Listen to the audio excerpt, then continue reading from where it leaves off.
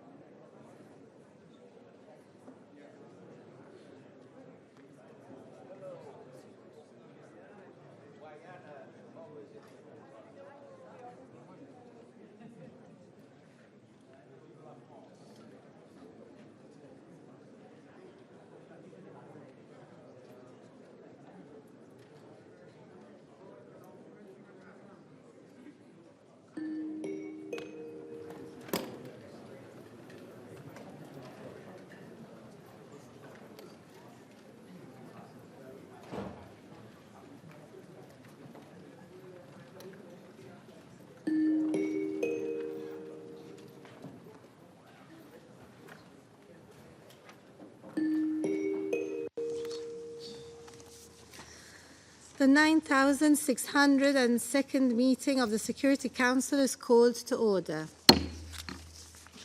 The provisional agenda for this meeting is the situation in the Middle East. The agenda is adopted. In accordance with Rule 37 of the Council's Provisional Rules of Procedure, I invite the representatives of the Islamic Republic of Iran, Israel and Syrian Arab Republic to participate in this meeting. It is so decided. The Security Council will now begin its consideration of item 2 of the agenda. I warmly welcome the Secretary General, His Excellency Antonio Guterres, and give him the floor. Madam President, Excellencies, the Middle East is on the brink. The people of the region are confronting a real danger of a devastating full-scale conflict. Now is the time to defuse and de-escalate. Now is the time for maximum restraint. This emergency session has been convened upon an urgent request by the Permanent Representative of Israel, who noted in his letter dated 13 April to the President of the Security Council that Iran had launched, and I quote, a direct attack from within its territory of more than 200 UAVs, cruise missiles, and ballistic missiles towards Israel in clear violation of the UN Charter and international law, end quote. Yesterday, the Permanent Representative of the Islamic Republic of Iran also addressed a letter to the President of the Security Council stating that, and I quote, in the late hours of 13 April 2024, the Islamic Republic of Iran carried out a series of military strikes on Israeli military objectives, end quote. He stated that the action was taken, and I quote, in the exercise of Iran's inherent right to self-defense, as outlined in Article 51 of the Charter of the United Nations, and in response to the Israeli recurring military aggressions, particularly its armed attack on 1 April 2024 against Iranian diplomatic premises, end quote. According to the latest reports, Iran launched hundreds of drones and missiles from its territory towards Israel, with most intercepted. Several missiles reportedly struck within Israeli territory, one of which damaged an Israeli military facility in the south of the country, and overall, a few civilians were injured. Madam President, when the nature of the attack became clear, I stated the following last night, and I quote, I strongly condemn the serious escalation represented by the large-scale attack launched on Israel by the Islamic Republic of Iran this evening, and I call for an immediate cessation of these hostilities, end quote. I remind all member states that the Charter of the United Nations prohibits the use of force against the territorial integrity or political independence of any state, or in any other manner inconsistent with the purposes of the United Nations. Furthermore, the principle of inviolability of diplomatic and consular premises and personnel must be respected in all cases, in accordance with international law, as I stated when condemning the 1 April attack on the Iranian consulate in Damascus. Madam President, it's time to step back from the brink. It's vital to avoid any action that could lead to major military confrontations on multiple fronts in the Middle East. Civilians are already bearing the brunt and paying the highest price. And we have a shared responsibility to actively engage all parties concerned to prevent further escalation. As the Friendly Relations Declaration of 1970 states, acts of reprisal involving the use of force are barred under international law. We have a shared responsibility to secure an immediate humanitarian ceasefire in Gaza, the immediate and unconditional release of all hostages, and unimpeded delivery of humanitarian aid. We have a shared responsibility to stop violence in the occupied West Bank, de-escalate the situation along the Blue Line, and re-establish safe navigation in the Red Sea. We have a shared responsibility to work for peace. Regional and indeed global peace and security are being undermined by the hour. Neither the region nor the world can afford more war. Thank you. I thank the Secretary-General for his briefing. I now give the floor to those Council members who wish to make statements. I pass the floor to Guyana.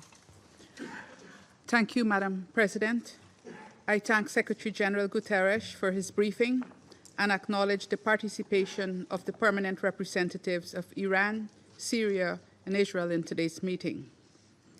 Guyana is alarmed over the recent escalation of tensions between Israel and Iran, especially in a region that is already experiencing intense conflicts.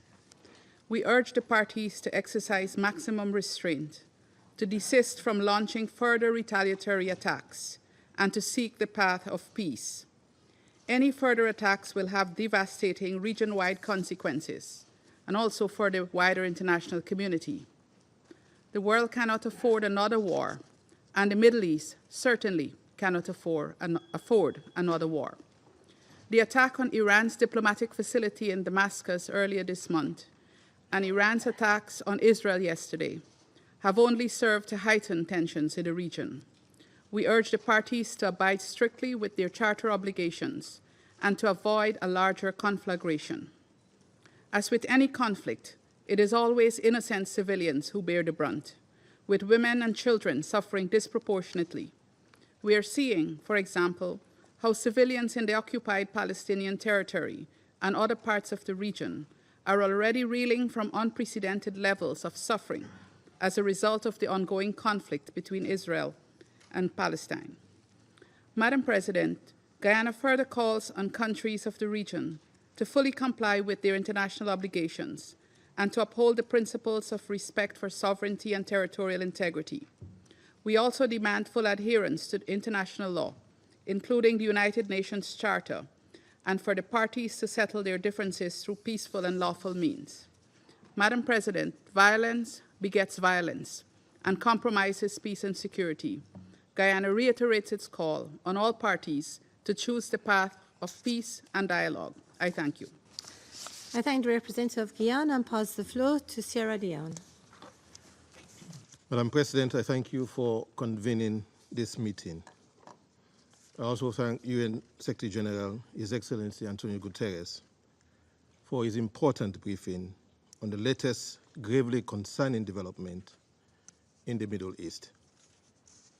CNO refers to an identical letter of 13th April 2024 from the permanent representative of Israel to the United Nations, addressed to the President of the Security Council, confirming a request, and I quote, convene a meeting of the Security Council immediately, end of quote. And letter dated 13th April 2024 from the permanent representative of Iran to the United Nations, to the President of the Security Council and the Secretary General. Document S/2024/304, the identical letter of 13th April 2024 from the permanent representative of Israel informs that, and I quote, Iran launched a direct attack from within its territory of more than 200 UAVs, cruise missiles, and ballistic missiles towards Israel in clear violation of the UN Charter and international law, end of quote. On the other hand, document S/2024/305, the letter dated 13th April 2024 from the permanent representative of Iran informs that, and I quote, in the late hours of 13th April 2024, the Islamic Republic of Iran carried out a series of military strikes on Israeli military objectives, end of quote. In addition to his briefing to the Security Council just now, we take note of the timely statement by the Secretary General regarding attacks by the Islamic Republic of Iran targeting Israel, in which he, and I quote, strongly condemns the serious escalation represented by the large-scale attack launched on Israel by the Islamic Republic of Iran, end of quote, and call for an immediate cessation of these hostilities. Madam President, the Middle East region is once again and regrettably at dangerous crossroads. The escalating tension in the Middle East is dangerous and unprecedented, with the potential to destabilize not only the entire region, but impact global peace and security. Less than 2 weeks ago, in this Council, Sierra Leone strongly condemned the use of force in violation of the UN Charter, relevant international law, including the development and conduct of friendly relations, diplomatic and consular protections, as well as conduct in the region that may lead to an escalation or exacerbate tensions in the already volatile situation.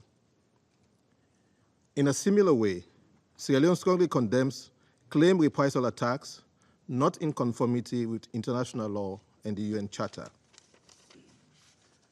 With the Middle East at a knife's edge and at the precipice of a dangerous escalation, either by an intentional calculus or accidental one, with equally grave global ramification, the path to peace is certainly not tit-for-tat military attacks, but rather de-escalation and diplomatic engagement.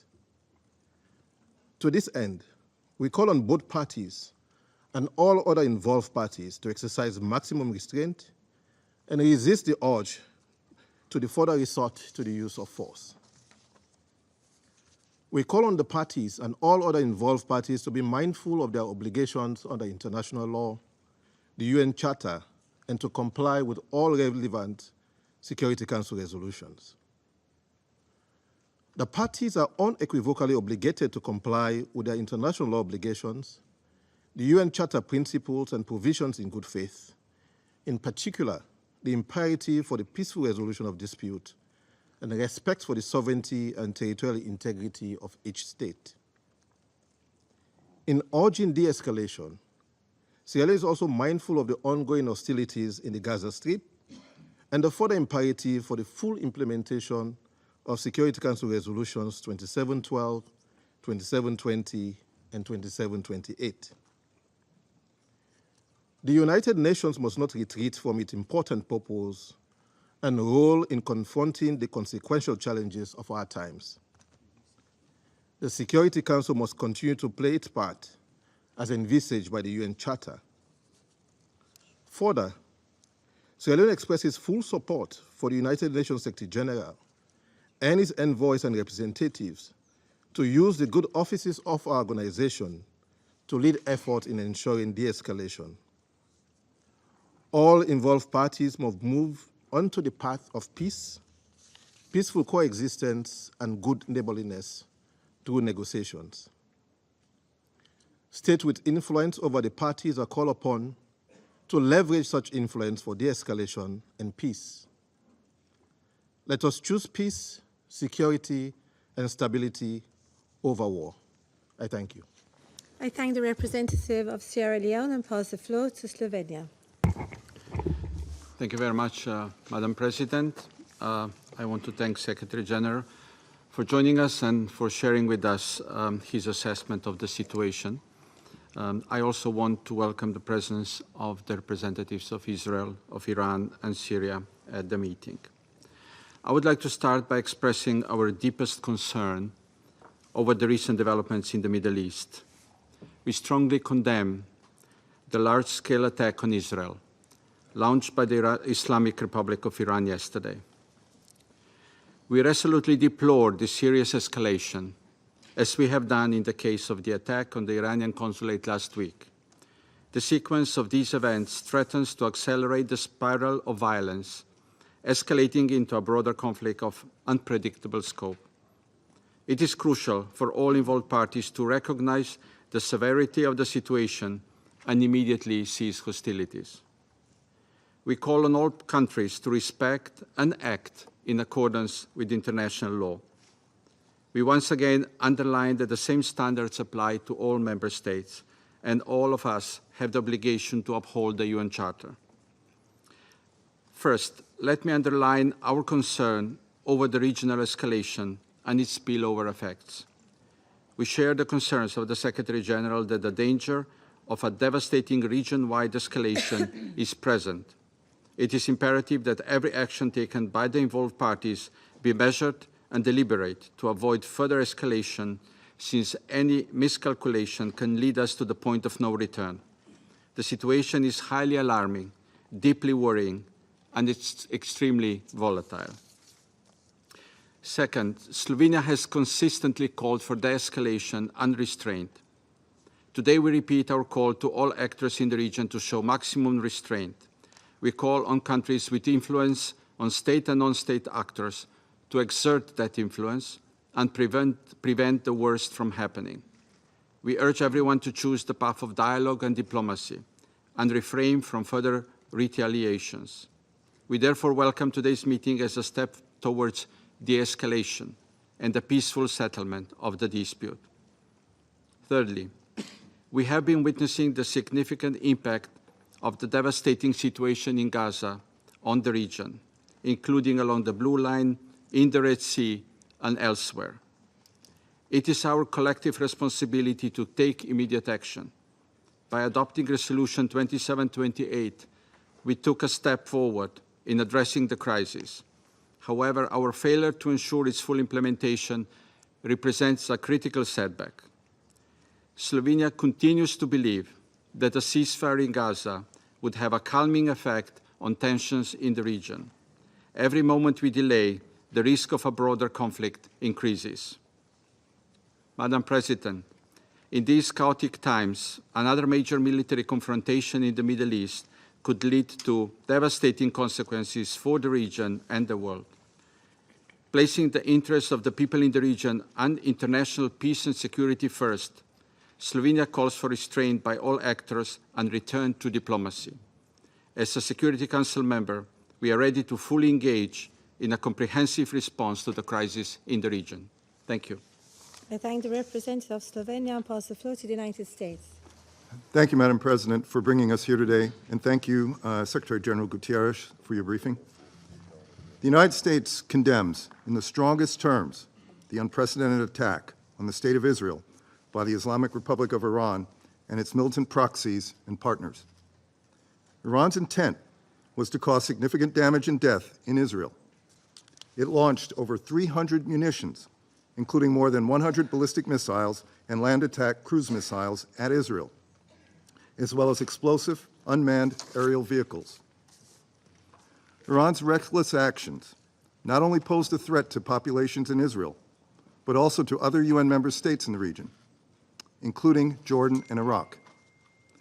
The Security Council has an obligation to not let Iran's actions go unanswered. Indeed, for far too long, Iran has flagrantly violated its international legal obligations, notably through the actions of its Islamic Revolutionary Guard Corps, or IRGC.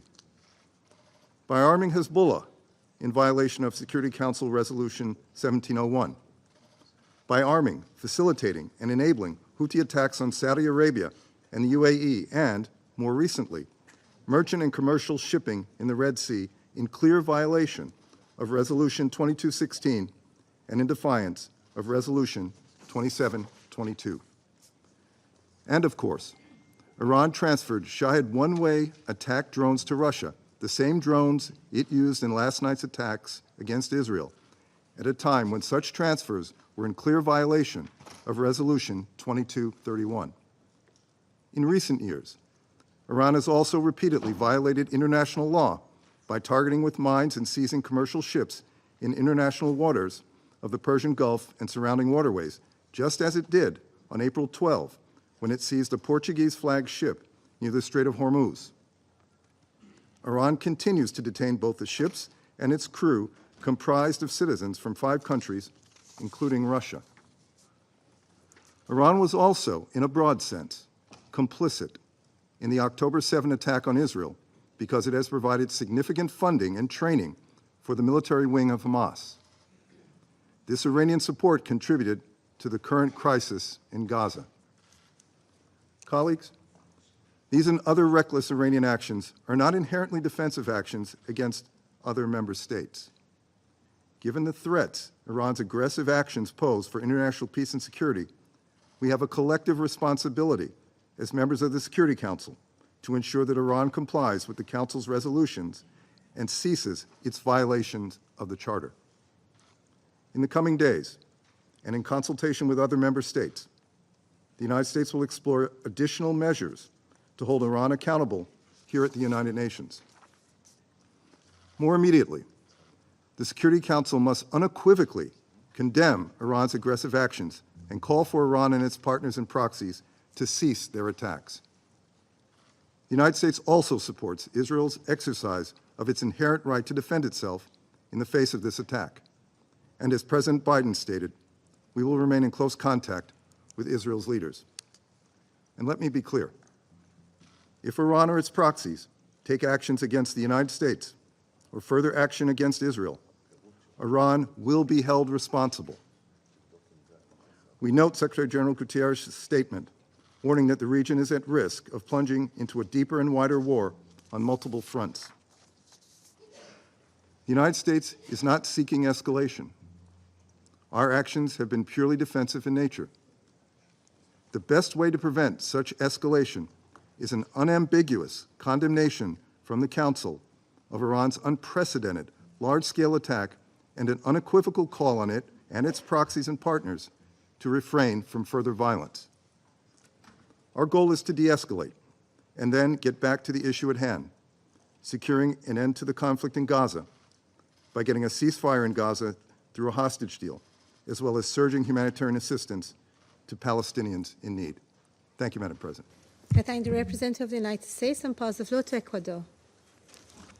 Presidenta, empiezo por agradecer la información proporcionada por el secretario general Guterres. Saludo la presencia de los representantes permanentes de Irán, Israel y Siria. Los ataques ejecutados ayer por Irán constituyen una grave amenaza para la paz y la seguridad internacionales y la anhelada estabilidad regional. Mi gobierno ha condenado enérgicamente el ataque a Israel y ha llamado a evitar una escalada del conflicto que podría tener consecuencias imprevisibles, incluyendo una conflagración que puede afectar a toda la humanidad. El Ecuador adhiere al clamor generalizado para reducir las tensiones y evitar amenazas que mantienen a la población civil en condiciones extremas de inseguridad y angustia.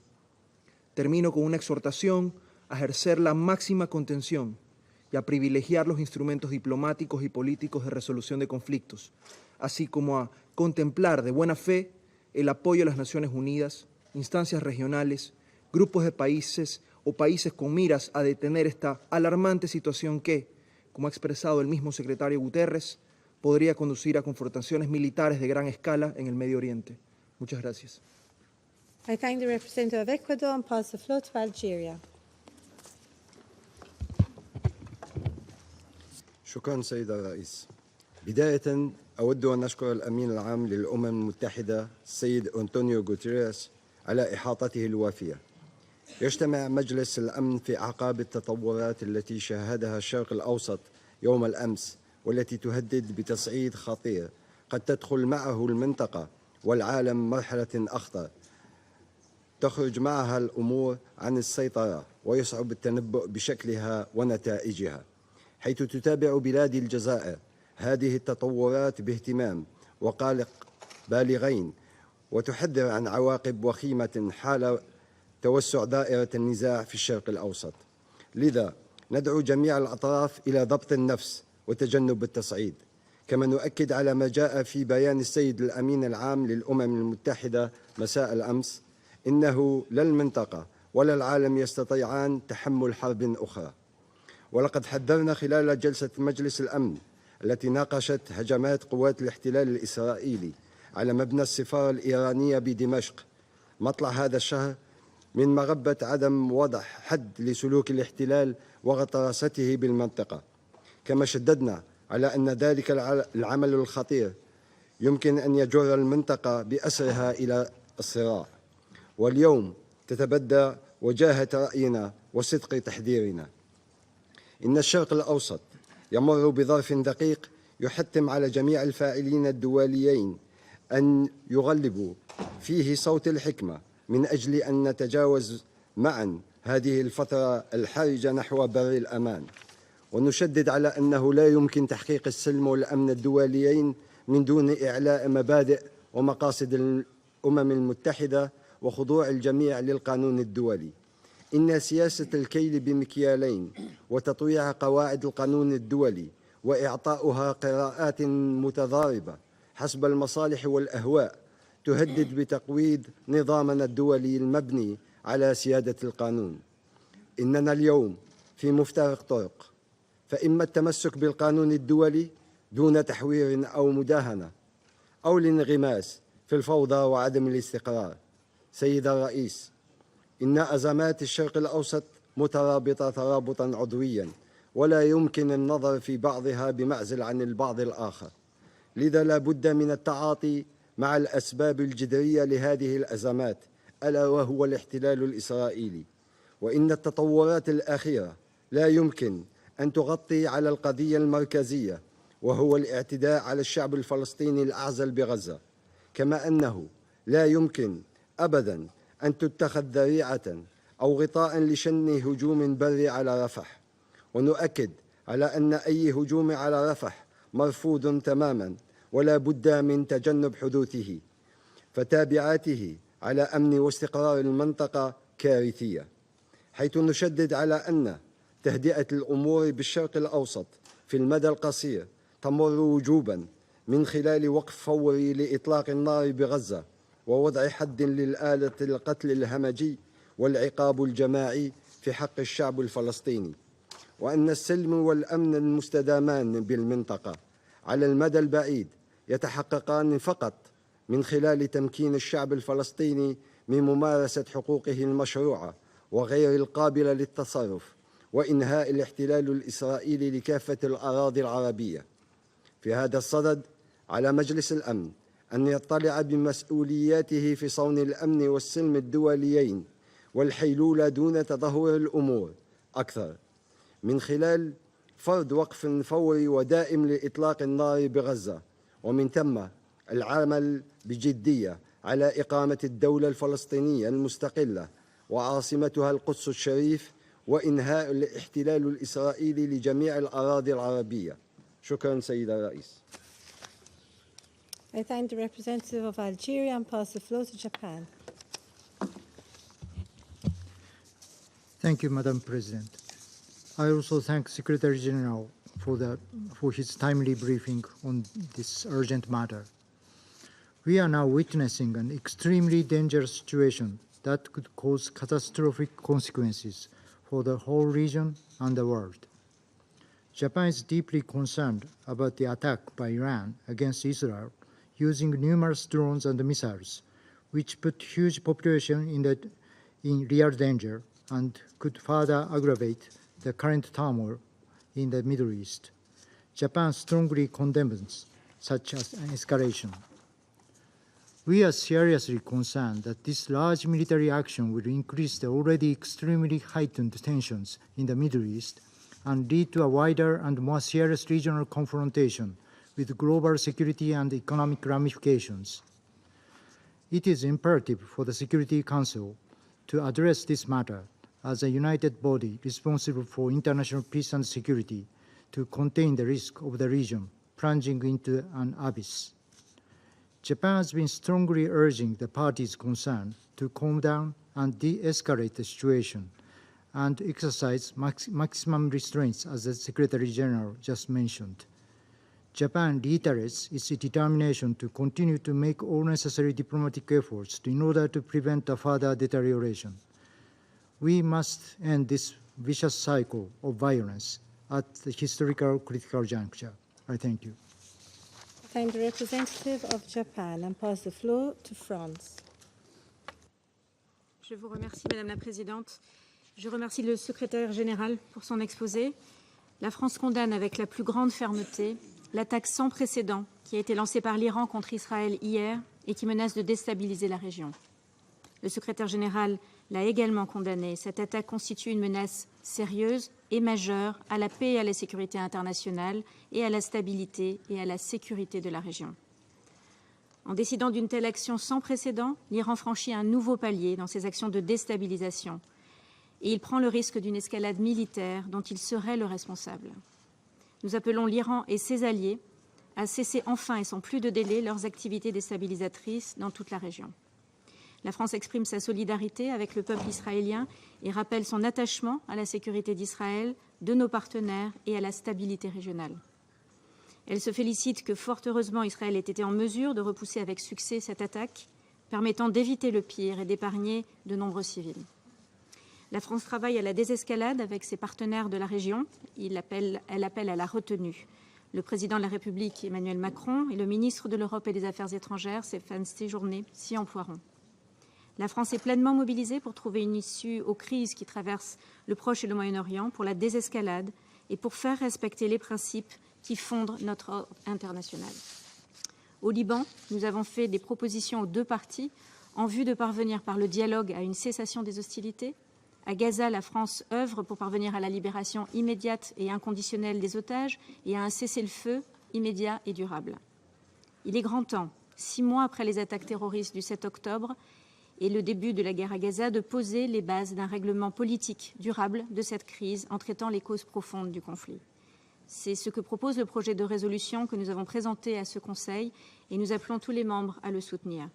Nous devons tout faire pour éviter une nouvelle guerre au Proche et au Moyen-Orient. Je vous remercie. I thank the representative of France and pass the floor to the United Kingdom. Thank you, President, and thank you, Secretary-General, for briefing us today. The United Kingdom condemns unequivocally Iran's reckless attack against Israel, which risked thousands of civilian casualties. The scale and nature of Iran's heinous assault, the first direct attack from Iran on Israeli soil, poses grave risks to the security and stability of citizens across the Middle East.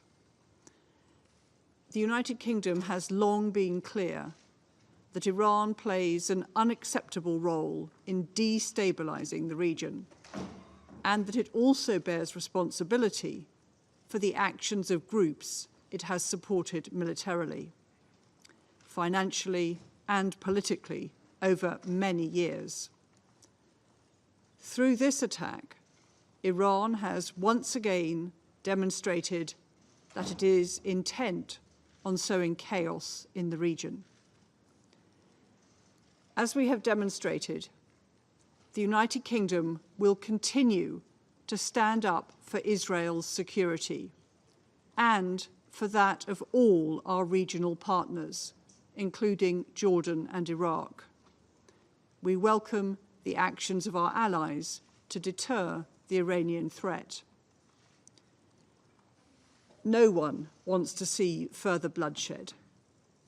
The United Kingdom is also continuing to work urgently alongside the international community to stabilize the situation and prevent further escalation.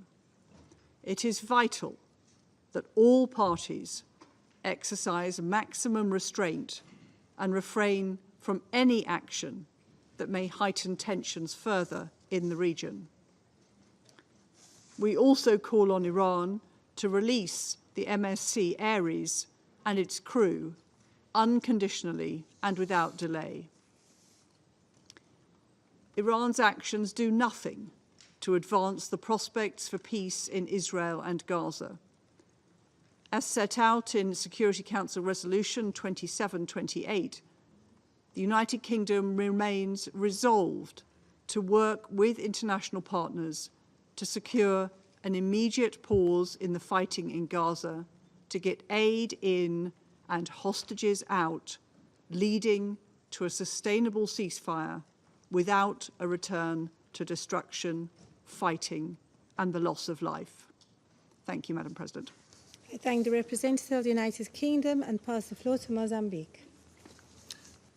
Thank you, Madam President. We thank Malta's presidency for convening this urgent meeting. We highly value the insights provided by His Excellency Mr. Antonio Guterres, Secretary General of the United Nations on this crisis. Madam President, precisely 2 weeks ago, when discussing the Israel airstrike on the Iranian diplomatic mission in Damascus, we raised serious concern that the incident could escalate regional tensions and could potentially lead to retaliation and heighten the conflict between Israel and Iran. Regrettably, our concerns have materialized. Yesterday, we witnessed a series of military strikes on the Israeli soil carried out by the Islamic Republic of Iran, invoking self-defense under Article 51 of the UN Charter. We express our deep concern on yesterday's Iranian strikes. A tit-for-tat cycle of mutual aggression is not consistent with the logic of peace and peaceful coexistence between states. It leads to more death, suffering, and misery. It will further exacerbate the prevailing tensions in the region and may trigger more conflicts, potentially involving other countries with unthinkable implications. We strongly believe that it is crucial for all parties involved to exercise restraint and approach the situation with prudence and wisdom. Careful consideration of risks and extended consequences is, therefore, essential during this critical moment. Madam President, in light of the current situation, it is imperative that all parties involved, Israel and Iran in particular, strictly abide by the Charter of the United Nations that compels all member states to refrain from the threat of use of force in their international relations. Stability in the Middle East is vital for the security and development of the region and beyond. It is essential that states in the region and their allies pursue policies that promote peace and stability with due regard for a balance of interests. To that end, we Council members, individually and collectively, must actively engage all concerned parties to prevent any miscalculation that could lead to broader conflict in an already volatile region. Such escalation would have devastating consequences for civilians who are already suffering in Syria, Lebanon, in the occupied Palestinian territory, Israel, and the broader Middle East. We appeal that we strive for peace, understanding, and cooperation in the Middle East, acknowledging the legitimate concerns of all involved parties is a crucial step toward fostering stability and harmony in diversity. And let us remind ourselves that the central issue in the Middle East is the materialization of a two-state solution, whereby Israel and Palestine can live together, side by side, in peace and security, as two independent and sovereign states.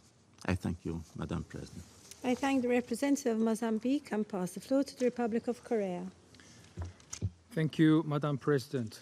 I thank Secretary General Guterres for his important briefing on the grave situation in the Middle East, including yesterday's attack by Iran against Israel. The Republic of Korea is gravely concerned about the current situation in the Middle East, exemplified by yesterday's attack by Iran against Israel, using numerous drones and missiles. The Republic of Korea condemns these large-scale attacks, which are not in compliance with international law. To make the situation worse, freedom of navigation is now being threatened, not only in the Red Sea, but also at the Strait of Hormuz, which cannot be justified, regardless of any excuse. Since the outbreak of the horrendous terrorist attack by Hamas against Israeli citizens on the 7th of October last year, and subsequent military operation by Israel in Gaza and ensuing humanitarian catastrophe, the international community, including the Republic of Korea, has repeatedly warned against the possibility of increasingly dangerous spillover in the Middle East. Earlier this month, when we witnessed the incidents at the Iranian consulate that resulted in casualties in Damascus, Syria, the Republic of Korea expressed its deep concern that additional violent incidents could escalate into new tragedies in in the region. Unfortunately, what we are now seeing this even more dangerous tension surging in the Middle East. Amidst the worst escalation in the Middle East, where the entire region stands at the risk of being engulfed in the flames of war, what is crucial is finding the most effective solution to ease the tension, rather than finger-pointing and debating over who and what triggered the current situation. Thus, the Security Council should gather the wisdom of all its members. We can still step back from the brink. The ongoing escalation of the already dire tension in the region should immediately stop. Any regional escalation should be condemned, and the regional actors should exercise full restraint in order to prevent any additional spillover. Thus, we take note that the permanent representative of the Islamic Republic of Iran expressed in his letter to the Secretary General yesterday the position that Iran does not seek escalation or conflict in the region, and we hope that this affirmation can be realized with actual compliance. The Republic of Korea is monitoring this situation with deep concern and once again calls on all parties to exercise restraints in order to prevent further escalation of the situation. Let me conclude by reiterating again what Secretary General Guterres pointed out yesterday in his statement and today in his briefing. Neither the region nor the world can afford another military confrontation. Immediate de-escalation is, as everybody understands, an urgent collective need at this critical juncture. I thank you, Madam President. I thank the representative of the Republic of Korea and pass the floor to Switzerland. Merci, Madame la Présidente. Nous saluons la convocation rapide du Conseil de sécurité et nous remercions le secrétaire général Guterres de son intervention, détaillant les derniers événements et soulignant notre responsabilité commune. La Suisse condamne avec fermeté les attaques coordonnées par l'Iran sur des cibles en Israël dans la nuit de hier à aujourd'hui. Ces attaques s'inscrivent dans une spirale de violence déjà dangereusement enclenchée dans la région, comme nous l'avons aussi vu avec la frappe aérienne contre le consulat de l'Iran à Damas le 1er avril dernier, attaque que la Suisse a également condamnée. Chacune de ces attaques augmente le risque d'une escalade encore plus importante dans la région. Par ailleurs, nous prenons note avec préoccupation de la saisie d'un navire, le MSC Aries, battant pavillon portugais, par les forces armées iraniennes dans le détroit d'Ormuz. Nous avons, à de nombreuses reprises, prévenu contre le risque d'une accélération de la spirale de violence dans la région. Il est impératif que toutes les parties au niveau régional, ainsi que celles qui exercent de l'influence sur celle-ci, fassent preuve de la plus grande retenue afin d'éviter de mettre en danger encore davantage les populations de la région. Nous appelons toutes les parties à un conflit armé à respecter leurs obligations en matière de protection des populations et des infrastructures civiles. Nous réitérons encore une fois notre appel. La spirale de l'escalade doit s'arrêter immédiatement. La région ne doit pas sombrer dans un conflit encore plus vaste et meurtrier, alors que nous sommes face à une situation humanitaire catastrophique à Gaza et que les tensions et échanges de feu à la ligne bleue entre le sud du Liban et Israël sont à un niveau record. Nous appelons d'ailleurs au plein respect et au soutien de la mission de la FINUL ainsi que des autres missions de l'ONU dans la région. La désescalade doit être notre priorité absolue. Cela inclut la mise en œuvre de la résolution 27-28. Un cessez-le-feu immédiat à Gaza est urgent, ainsi que la cessation des attaques des groupes armés dans la région. Nous prenons note de la déclaration par les autorités iraniennes indiquant ne pas vouloir poursuivre leur opération. Nous rappelons dans ce contexte que tout recours à l'emploi de la force doit être strictement conforme à la Charte et que le droit international humanitaire doit être respecté par toutes les parties. Dans de telles situations, le dialogue est essentiel. Ce Conseil et tous les États doivent jouer pleinement leur rôle pour faciliter la désescalade.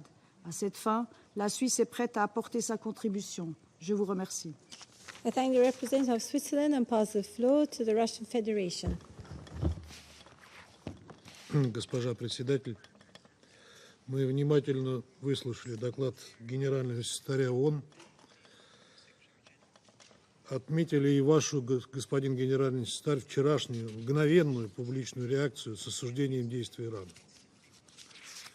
Жаль, что на контрасте с сегодняшним заседанием вы не вызвались брифинговать Совет 2 апреля, когда по российской инициативе был созван срочный брифинг для обсуждения израильского удара по консульству Ирана в Дамаске.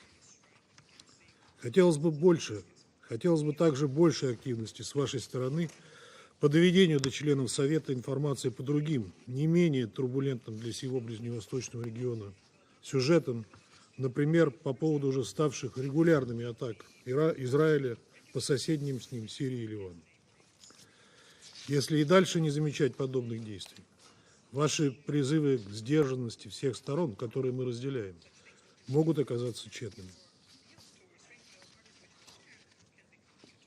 Уважаемые коллеги, когда мы с вами собирались в этом зале 2 апреля, чтобы обсудить удар Израиля по консульскому объекту Исламской Республики Иран в Дамаске, мы предупреждали, что необходим сильный, единый сигнал Совета о недопустимости таких действий. Не только в отношении суверенных Ирана или Сирии, и не только на Ближнем Востоке. В любой точке земного шара. Мы призывали коллег по Совету Безопасности четко и недвусмысленно осудить такие безрассудные шаги, чтобы они не повторились.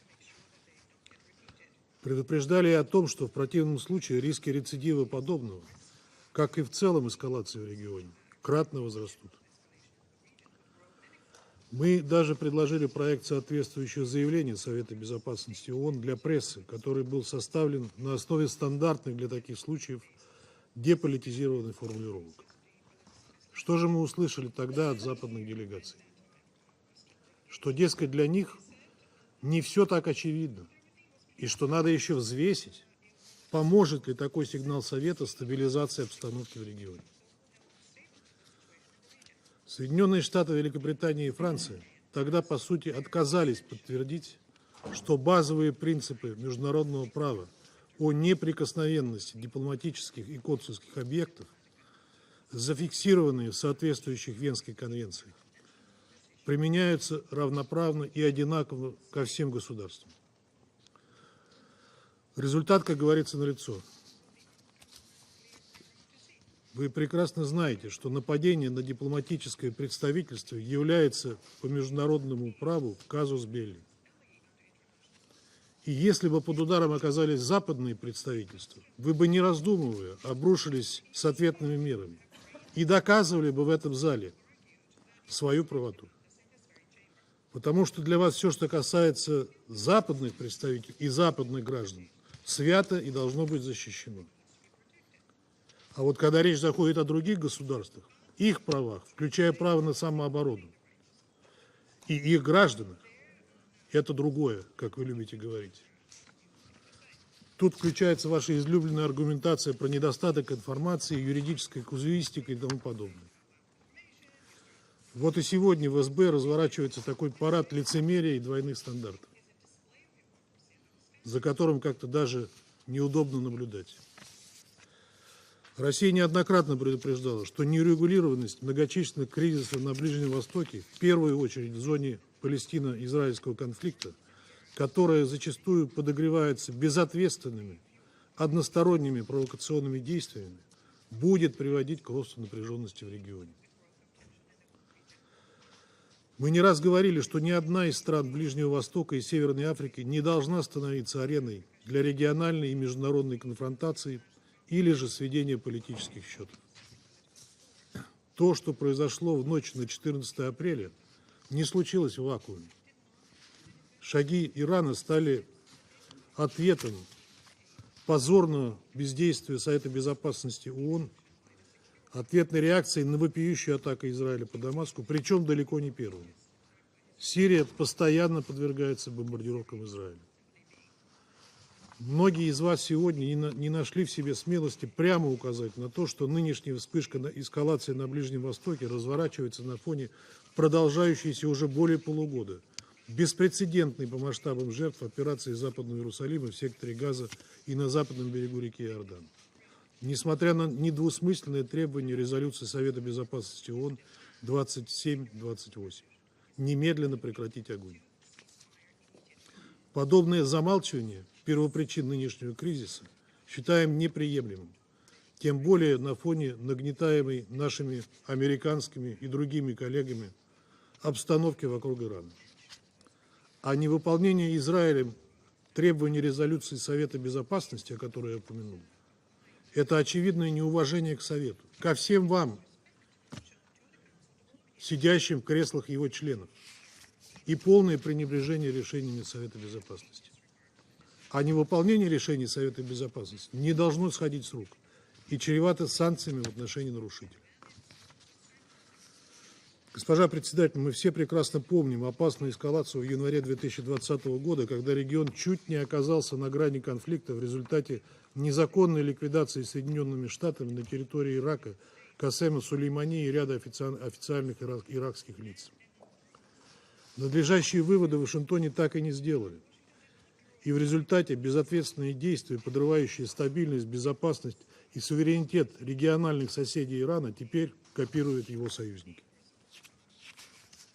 Призываем все вовлеченные в инцидент стороны к сдержанности в условиях накаленной до предела обстановки на земле в регионе Ближнего Востока и расширения и очевидных рисков расширения конфликта до региональной конфронтации.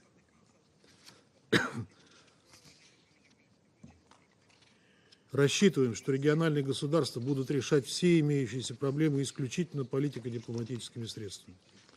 Считаем также важным, чтобы конструктивно настроенные международные игроки этому способствовали. Спираль конфронтации и кровопролития должна быть остановлена. Считаем неотложной задачей всего международного сообщества предпринять все необходимые усилия для деэскалации обстановки. В противном случае регион может оказаться втянутым в порочный круг взаимных атак и насилия. В этой связи отмечаем сигнал Тегерана о нежелании дальнейшей эскалации военных действий с Израилем. Настоятельно призываем Западный Иерусалим последовать его примеру и отказаться от практики провокационных силовых действий, акций на Ближнем Востоке, чреватых крайне опасными рисками и последствиями в масштабах всего региона и без того дестабилизированного в результате обострения палестино-израильского противостояния. Благодарю вас. I thank the representative of the Russian Federation and pass the floor to China. 主席女士，我感谢古特雷斯秘书长的通报，期待接下来听取伊朗、以色列和叙利亚常驻代表的对局势的说明。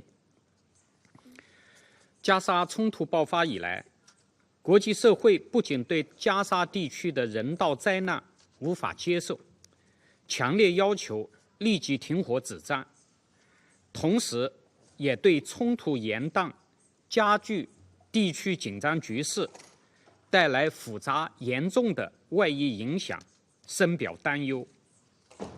4月1日，伊朗驻叙利亚外交馆舍遭到空袭，造成多名伊方人员伤亡，馆舍严重受损。这一事件严重违反联合国宪章和国际法，既侵犯了叙利亚的主权，也侵犯了伊朗的主权，性质极其恶劣。刚刚，古特雷斯秘书长通报了4月13日发生的升级事件，中方对此深表关切。我们也注意到，伊朗方面表示，有关军事行动系对以色列袭击伊朗驻叙利亚外交馆舍的回应，有关问题至此可视为已解决。中方呼吁有关方面最大程度保持冷静和克制，根据联合国宪章宗旨和国际法解决分歧和争端，避免紧张局势进一步升级。主席女士，这一轮形势升级是加沙冲突外溢的最新表现，再次警示我们，巴勒斯坦问题是中东问题的核心，事关中东地区和平稳定和长治久安。如果放任加沙战火继续延烧，其负面外溢效应必将进一步扩散，加剧地区动荡。中东地区国家和人民不希望，也承受不起更大规模的冲突和战争。因此，当务之急是切实落实安理会第2728号决议，立即实现加沙停火。根本出路是全面落实两国方案，彻底走出巴以冲突的恶性循环。中方呼吁国际社会，特别是有影响力的国家，为维护地区和平稳定发挥建设性作用。谢谢主席女士。I thank the representative of China. I will now make a statement in my national capacity. I begin by thanking the Secretary General for his briefing. The Middle East is experiencing one of the bleakest and most volatile periods in modern history, which risks spiraling out of control if all sides do not take a step back. This was a point that Malta stressed on 2nd April following the deplorable attack by Israel on the Iranian diplomatic premises in Damascus on 1st April. We had stressed the need for de-escalation and for maximum restraint to be exercised by all actors in the region. Regrettably, these calls for caution have been disregarded given the recent developments. We emphasize our deep concern about the significant escalation posed by a large-scale attack consisting of drones and various missiles launched by the Islamic Republic of Iran against Israel. We are also concerned with Iran's seizure of the container ship MSC Ares. The vessel, along with its crew, must be immediately and unconditionally released. At a time when our focus should be on diffusing tensions and reducing conflict, including by advocating for an immediate and permanent ceasefire to the war in Gaza, facilitating the immediate and unconditional release of all hostages, and ensuring the delivery of sustained humanitarian aid throughout Gaza, all we are witnessing are steps in the opposite direction. Iran's direct targeting of the State of Israel risks regional catastrophe, with innocent lives bearing the brunt of all hostilities. We stress that international law, including international humanitarian law, must be respected at all times. Once again, we reiterate our call on all parties to exercise maximum restraint, including in their messaging, to de-escalate and pursue peaceful and diplomatic solutions to all disputes. Let us be clear. The region finds itself in turmoil and stands on the precipice of unimaginable hostilities and suffering. As the Secretary-General outlined, and I quote, "Neither the region nor the world can afford another war." I now resume my functions as President of the Council. I now give the floor to the representative of Israel. Thank you, Madam President. Madam President, yesterday, the Ayatollah regime, in blatant violation of the UN Charter and international law, attacked the State of Israel and launched 170 UAVs, 120 ballistic missiles, and 30 cruise missiles carrying 60 tons of explosive materials at Israel. This attack was launched from Iranian soil, as well as from Lebanon, Yemen, Syria, and Iraq. Colleagues, from the moment I began my tenure here, in every speech and in countless letters, I rang the warning bell regarding Iran. I called on this Council to take concrete action against the Ayatollah regime. I made it clear that Iran and its hegemonic ambitions of global domination must be stopped before it drives the world to a point of no return, to a regional war that can escalate to a world war. Sadly, no action was taken. And last night, the world witnessed an unprecedented escalation that serves as the clearest proof for what happens when warnings aren't heeded. Israel is not the boy who cried wolf. We have been screaming from the rooftops for years, trying to wake up the international community, but to no avail. If only this council would have internalized my words, it would not have needed the bone-rattling explosions of last night's attack to wake it up. Colleagues, last night, Iran proved again that it cares nothing for Islam or Muslims. The Iranian attack seriously injured Amina El-Khassouni, a 7-year-old Bedouin girl in Israel. But look at this video that shows how Israel intercepts Iranian drones above the Temple Mount and Al-Aqsa Mosque.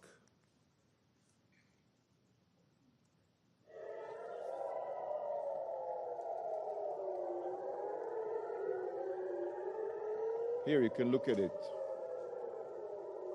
This is the Al-Aqsa Mosque.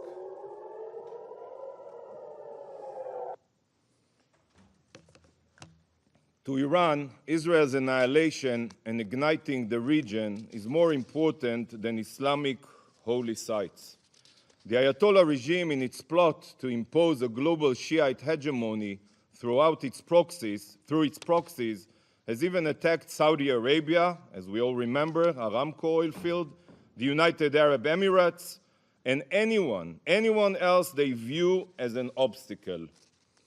I asked the Algerian representative here, how this make you feel? Is this a price you support, attempting to blow up mosques and murdering Muslims? Yet, while this direct Iranian attack on Israel was the first of its kind, it is just the most recent chapter in a blood-soaked saga that started from the moment the Islamic Revolution reared its head. The Ayatollah regime has a clear plan.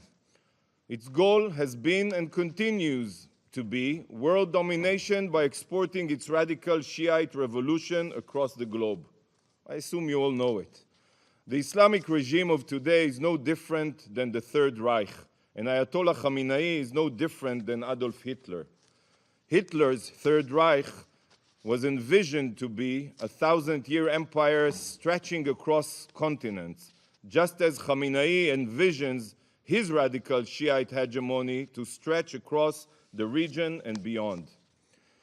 This is why Iran arms themselves with intercontinental ballistic missiles, ICBMs.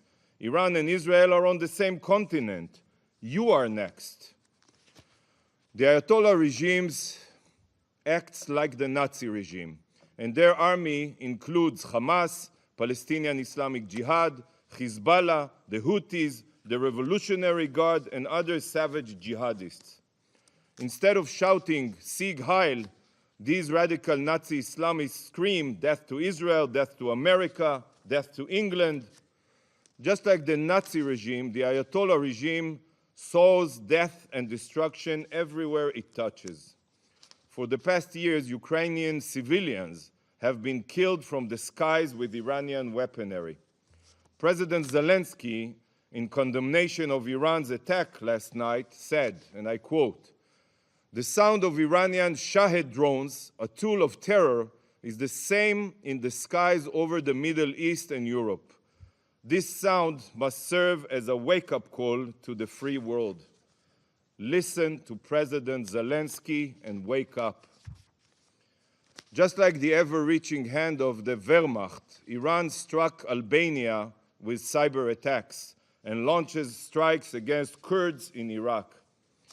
We all remember the 2021 attack on the oil tanker Mercer Street, in which British and Romanian crew members were killed.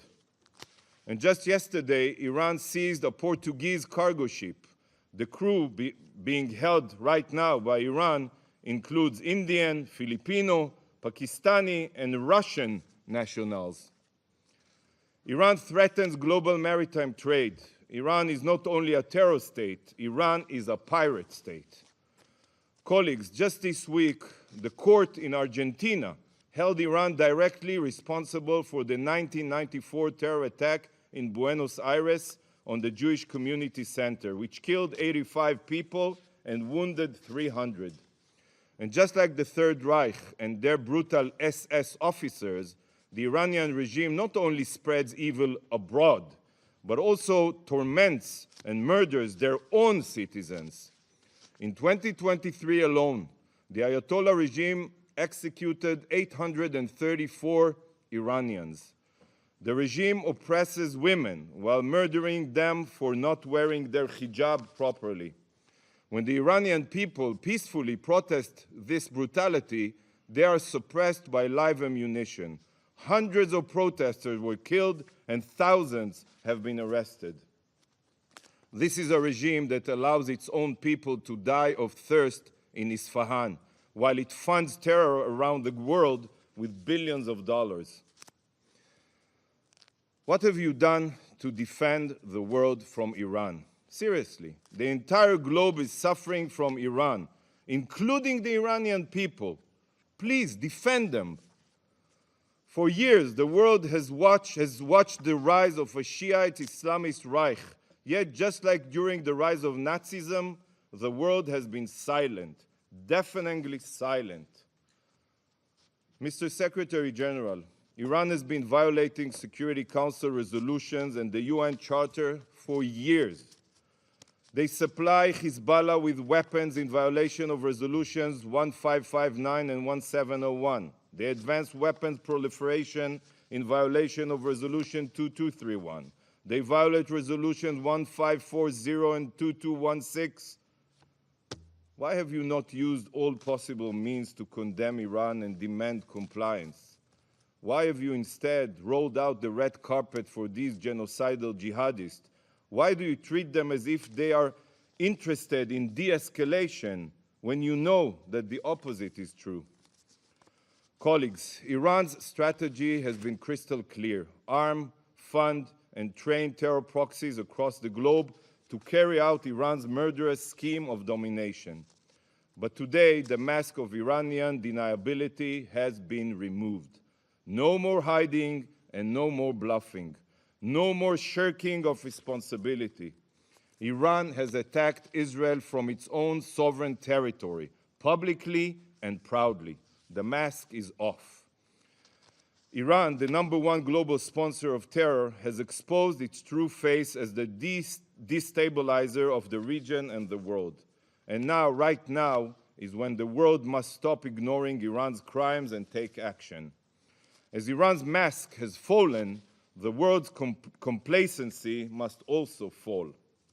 The mask comes off, and the gloves must come on. The snooze button is no longer an option. The only option is to condemn Iran and utilize every means necessary to make them pay a heavy price for their horrible crimes. Iran and its axis of supporters must be shown that the civilized world will no longer stand idle.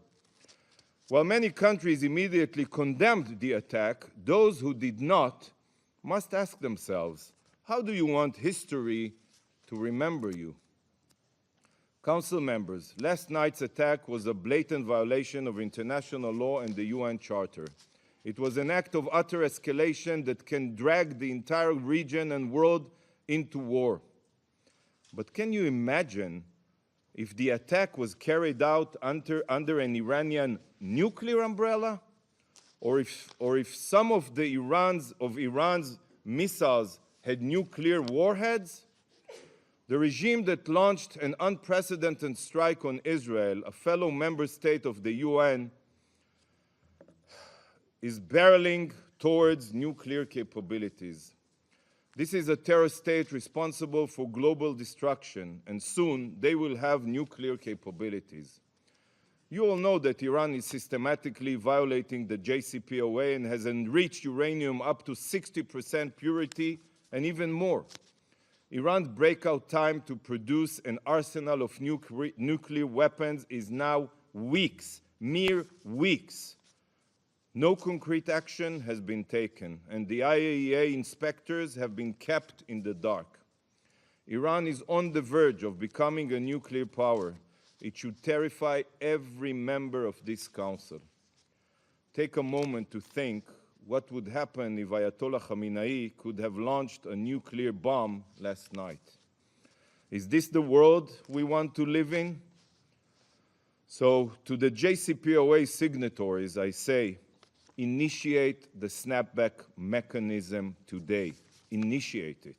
Impose all possible sanctions on Iran before it's too late. We need a world led by Churchills, not Chamberlains. Colleagues, on October 7th, Hamas, with Iranian funding, with Iranian weaponry, with training, carried out the most brutal massacre of Jews since the Holocaust. They slaughtered our children. They burned entire communities. They raped our women. They took families hostage and are abusing 133 hostages. Hezbollah, with its Iranian arms and sponsorship, have fired thousands of rockets into Israel since October 7th, decimating towns. The Houthis, with Iranian weapons and instructions and intelligence, are firing at every merchant vessel that is suspected of having ties to Israel. And then Iran, who directs and pays for all of this violence, carried out an attack of epic proportions on Israel.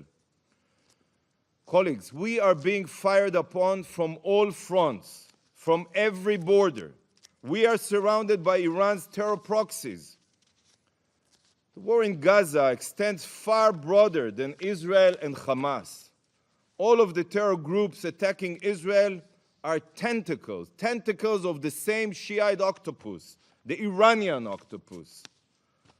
So I ask you, and be honest with yourselves, what would you do? What would you do if you were in Israel's shoes? How would you react if your existence was threatened every single day?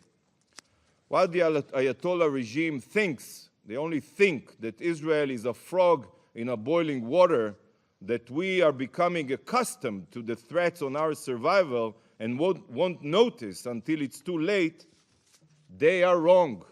You are wrong. This attack crossed every red line, and Israel reserves the legal right to retaliate. We are not a frog in boiling water. We are a nation of lions. Following such a massive and direct attack on Israel, the entire world, let alone Israel, cannot settle for inaction. We will defend our future. Colleagues, despite the magnitude of the attack, 99% of Iran's UAVs and missiles were intercepted by Israel and our allies. I wish to take this opportunity to thank the United States and our partners for standing with us in defending Israel against the Ayatollah regime's indiscriminate attacks. Yet, the fact that Israel's air defense proved to be superior does not change the brutality of the Iranian attack.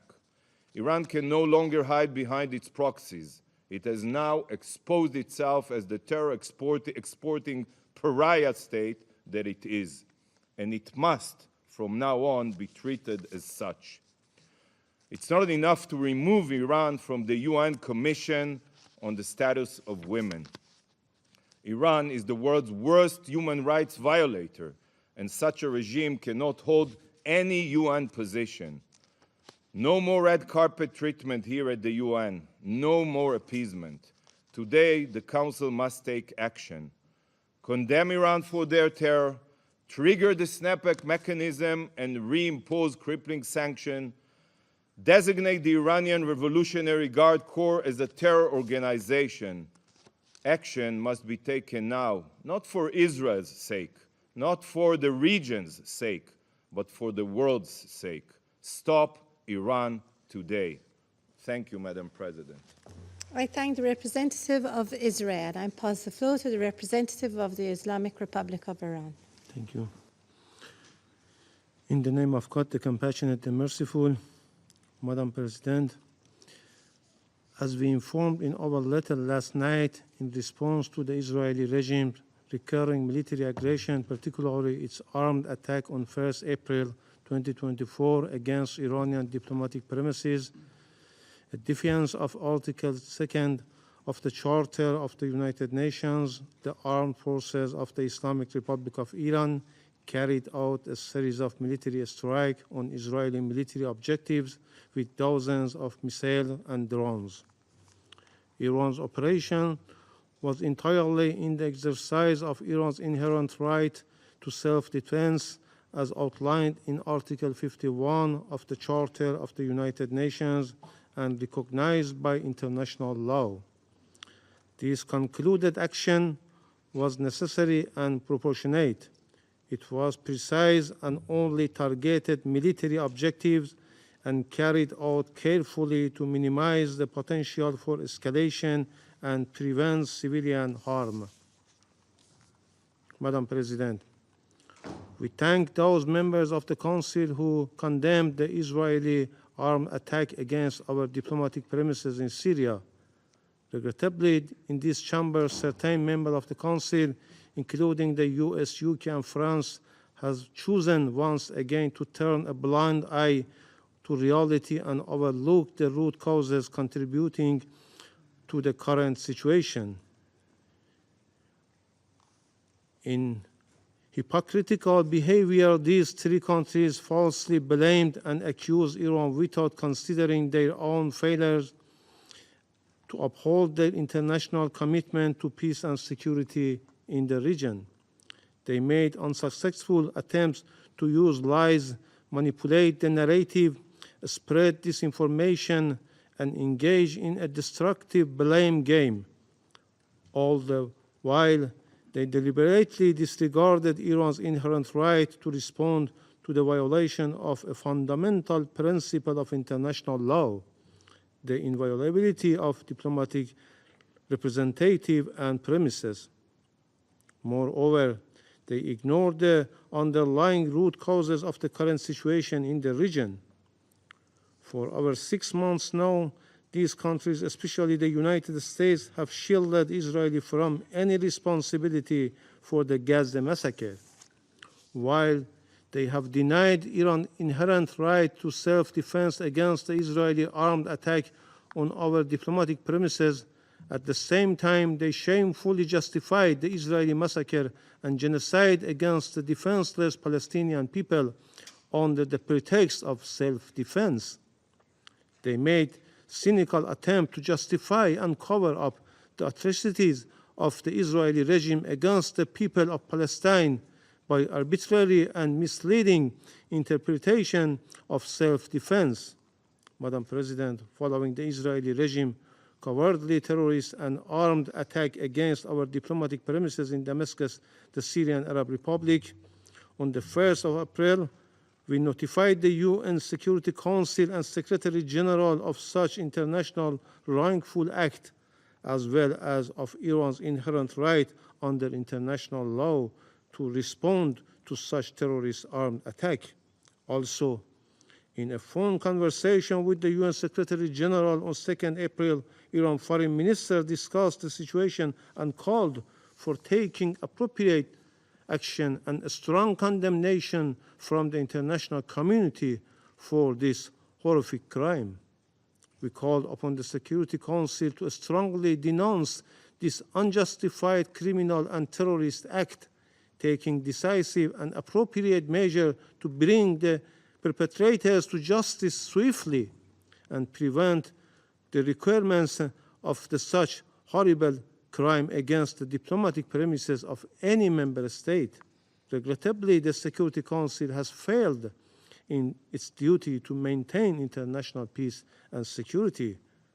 Russia proposed a press statement to denounce this atrocious act, which was backed by China, Algeria, and many members, but was blocked by the US, UK, and France. Faced with such circumstances, the Islamic Republic of Iran had no choice but to exercise its inherent right to self-defense under international law. Madam President, the root cause of the current situation are clear to all. From the start of the Israeli war against Palestinian people in Gaza, more than 34,000 civilians 2/3 of them children and women have been killed. All civilian infrastructures have been targeted and destroyed by Israel. Even humanitarian workers have not been immune from the military attacks of this rough regime. The absence of accountability and conscious inaction faced with the Israeli genocide and war crimes against the Palestinian people has only emboldened this regime to continue its violation unchecked. The US and its allies have blocked the Security Council for over 6 months, protecting Israel from accountability for the Gaza massacre. They not only avoid condemning Israel for these atrocities, but also actively try to cover up them. Their sole priority is supporting and defending Israel, regardless of the consequences and at all costs. Despite international pressure and UN Security Council resolution calling for a ceasefire, Israel has defied this resolution. Rather, its focus remains on committing more atrocious crimes, showing no regard for international legal obligation. Madam President, this lawless regime has committed many atrocious crimes against our people. This regime blatantly and openly admitted its responsibility for the terrorist and destructive operation committed against Iranian officials, scientists, and civilians, and sabotage against our peaceful nuclear infrastructure in recent years. This Israeli regime even made explicit threats to use nuclear weapons against a sovereign member state of the United Nations. This terrorist regime is responsible for all criminal and terrorist acts committed against Iran and must bear the consequences. The Islamic Republic of Iran has warned time and again about the repercussions of the malicious activities of the regime on regional and international peace and security. Iran has exercised maximum restraint. Now it is time for the occupying regime to bear full responsibility for its consequences. This regime cannot avoid accountability. Madam President, Israel's ongoing destabilized and irresponsible action and atrocities against the nation in the region are a real threat to regional and international peace and security. The Israeli Prime Minister's policy seeks to expand and escalate the conflict in the region to stay in power. The member of the Security Council must not allow such an august body, the Security Council, to be held hostage to the ambitions of such a belligerent regime.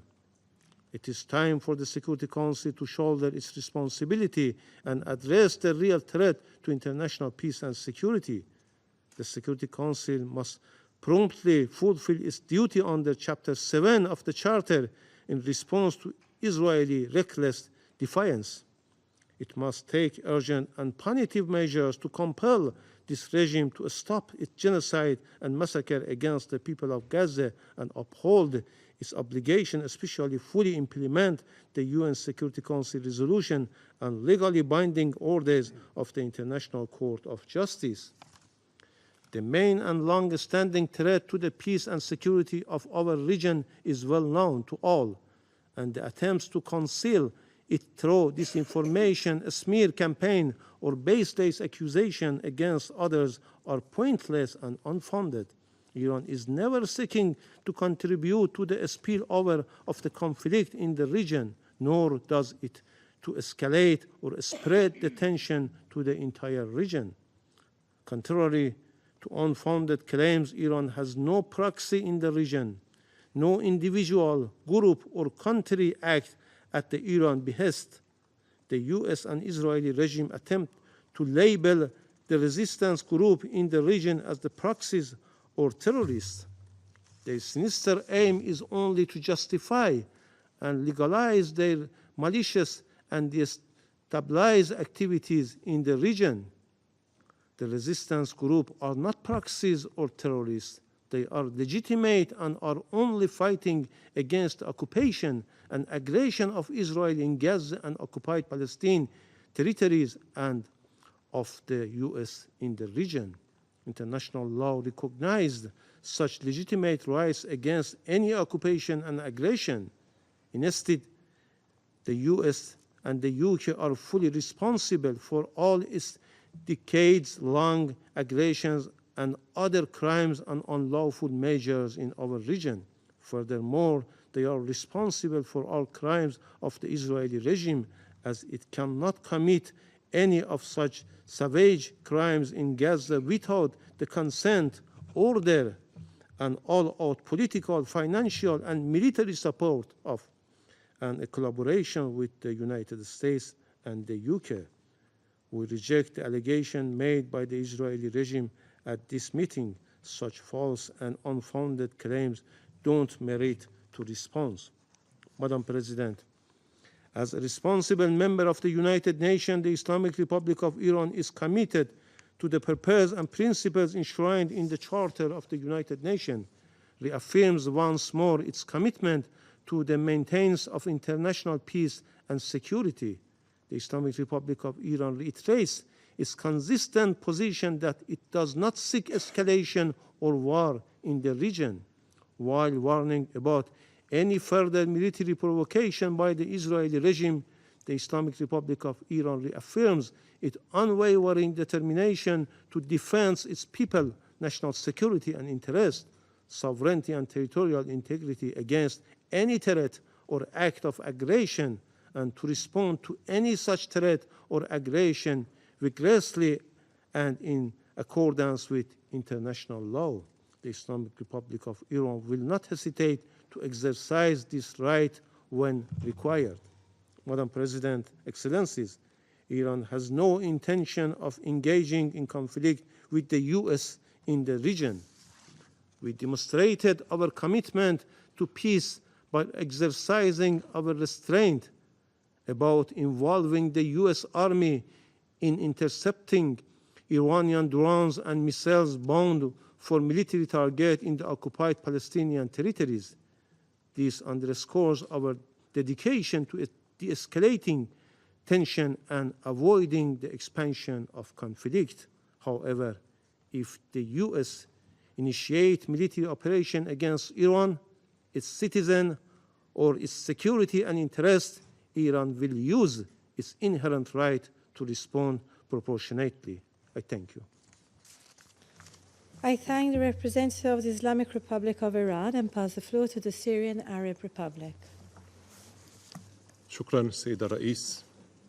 السيد الرئيس، إن ما شهدته منطقتنا يوم أمس هو نتيجة طبيعية وحتمية لأعمال عدوان متكررة وانتهاكات جسيمة للقانون الدولي وميثاق الأمم المتحدة ارتكبتها سلطات الاحتلال الإسرائيلي على أراضي بلاد سوريا ودول أخرى، مستفيدة في ذلك من الدعم الذي وفرته لها الإدارة الأمريكية داخل هذا المجلس وخارجه.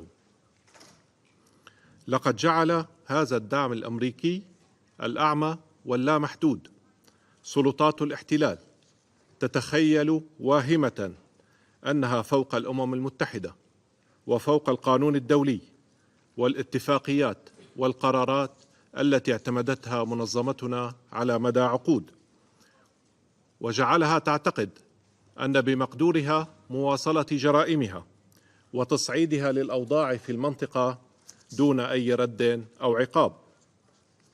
لقد حذرت بلادي الجمهورية العربية السورية مجلس الأمن والأمانة العامة مرارا وتكرارا من خلال رسائلها الرسمية من مخاطر التصعيد وتفجير الأوضاع الذي تسعى إليه سلطات الاحتلال الإسرائيلي للتغطية على إخفاقها في تحقيق أهدافها العسكرية في غزة، ولإيجاد المبررات لمواصلة الإبادة الجماعية والأعمال الوحشية التي ترتكبها بحق الشعب الفلسطيني وما رافقها من اعتداءات هستيرية على دول المنطقة. لقد طالبنا أيضا في رسائلنا مرارا وتكرارا مجلس الأمن والأمم المتحدة بالتحرك الفوري وفقا لولايتها، إلا أن الإدارة الأمريكية وعددا من حلفائها عرقلوا أي تحرك لمجلس الأمن ونهوضه بمسؤولياته في حفظ السلم والأمن الدوليين ووضع حد لجرائم إسرائيل ومساءلتها عنها.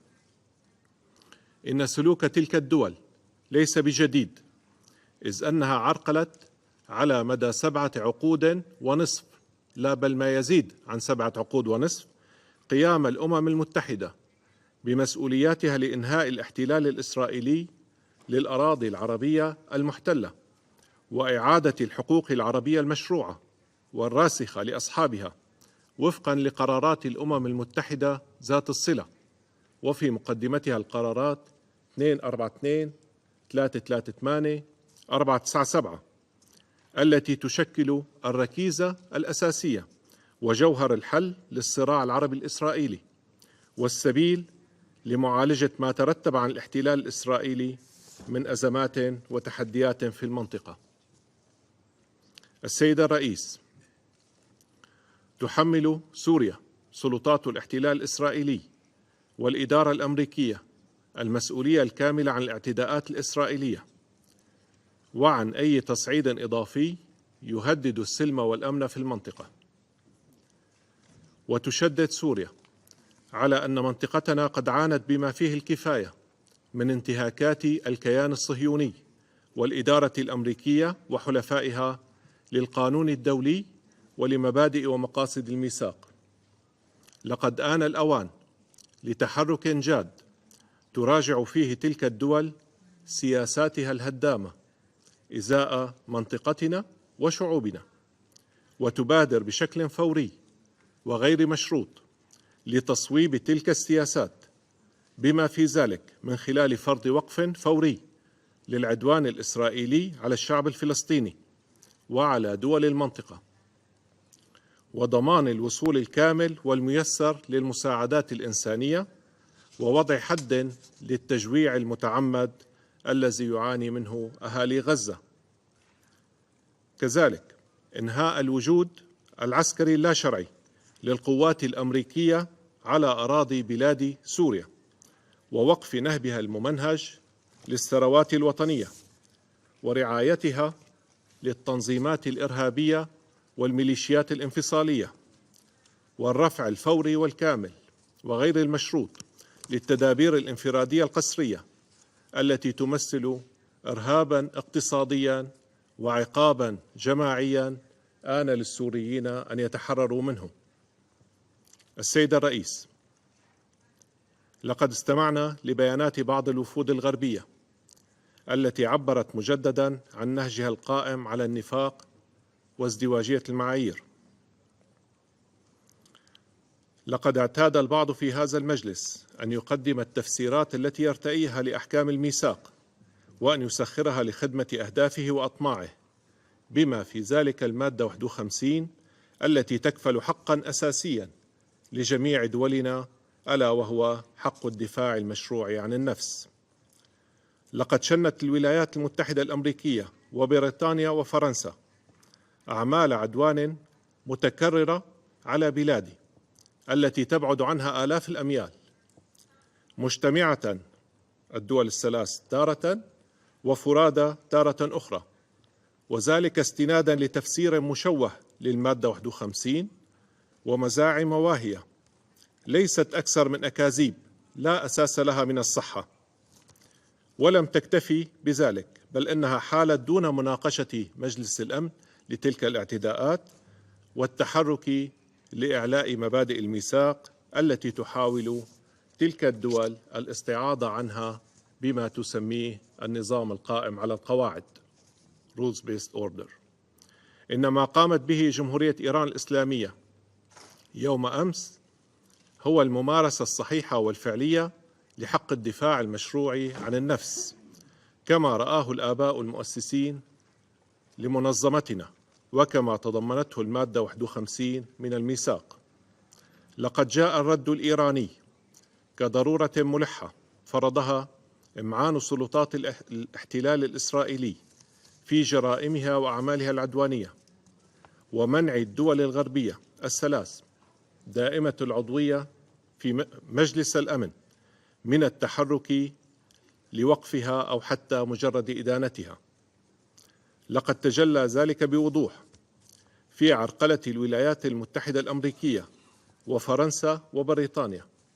إصدار مجلس الأمن لبيان صحفي يدين الاعتداء الإرهابي الإسرائيلي الذي طال القنصلية الإيرانية في العاصمة السورية دمشق في انتهاك سافر لكافة المواثيق والاتفاقيات الدولية التي تكفل حرمة المقرات الدبلوماسية وحصانتها والعاملين فيها. وهذا ليس بغريب على من قام وحلفائه في الناتو بالقصف الهمجي للسفارة الصينية في بلغراد عام 1999.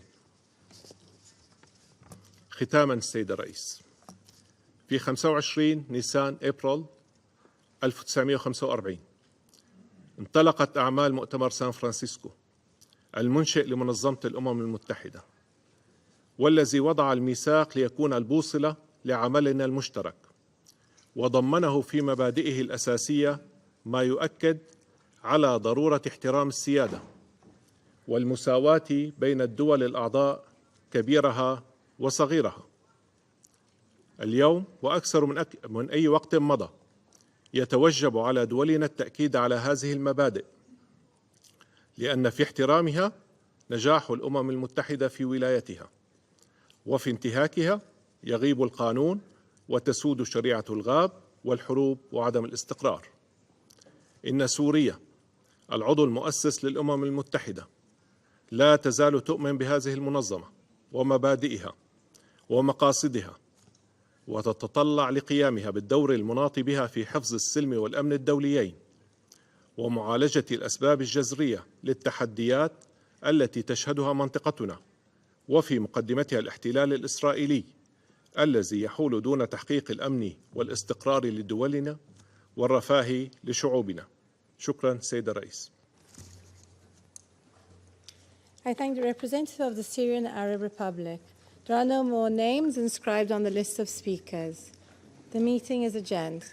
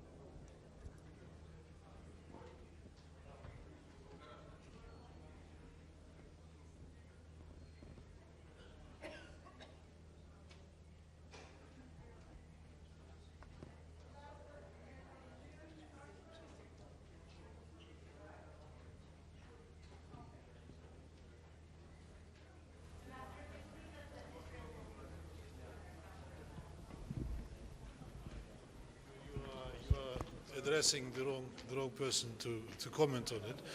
You heard that Tehran said that it is not intending to continue.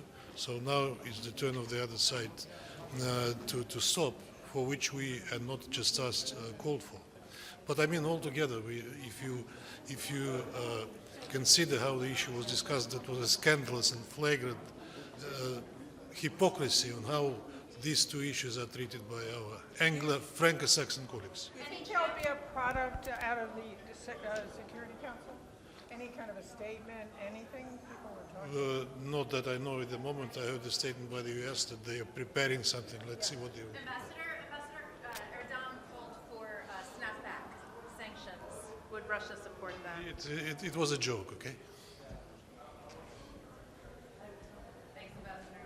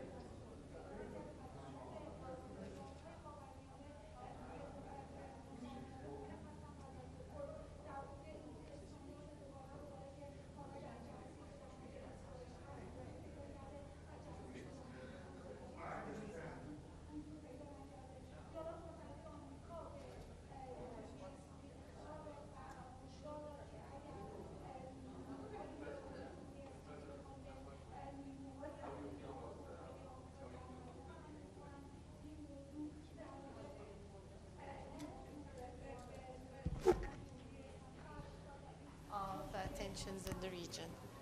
Okay. So, do you feel going to be any other attack from Iran to Israel? I think that it was clear from what was said around the table that nobody would like to see this. There was encouragement by the entire membership for this not to escalate any further. Okay. Any other meeting going to be for the same subject this one? We just finished 5 minutes ago, so it's too early for me to tell you that. Are you thinking about adopting any kind of resolutions or joint? Well, there was, if you follow the meeting, there was one member that said that they will consider the possibility in the future. We have to wait and see what is presented. But do you don't think that everything is happening in the Middle East because whatever is going in Gaza? For us, the most important point and the priorities and the collective priorities, not just Malta's priorities, but the collective priorities of the Council for the Middle East are, first of all, the ceasefire. Secondly, not in order of importance, of course, but the release, the unconditional release of hostages and the delivery of humanitarian aid. Those have to remain their priorities. There should be no further escalations. We should not lose our focus from what the priorities are, and we have to remain focused on those priorities.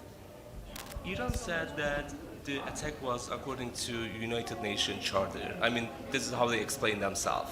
Do you believe that? I mean, how do you explain that? Malta is a peace-loving country, and so we condemn all attacks that happen and any escalation in the region. Really, we understand and we condemn the attacks of the 1st of April also, but we would, because of the very tense situation, the fact that any action and any further escalation could be very detrimental to a lot of civilians, a lot of people, many lives, many civilian lives that are at stake here.